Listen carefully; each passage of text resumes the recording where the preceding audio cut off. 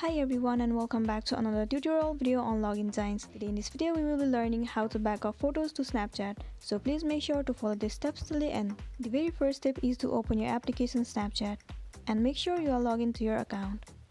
Head over to your profile at the top left corner. Move into setting icon. Scroll down and you'll get to see the option of memories. Head over to it.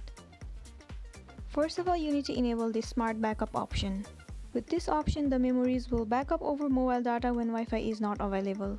And the next thing you need to do is click on Save button. If you want to back up your picture or videos only to your Snapchat, then you need to click on Memories.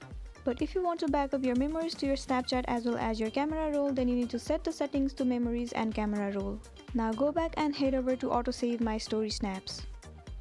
You need to set the settings to autosave to Memories.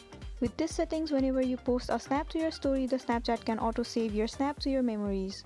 And even if you post the story from your gallery, it will auto-save your story to the memories. So this is the end of the video and this was the simple process on how to back up your photos to Snapchat. I hope you found this video useful. Thank you for watching it till the end.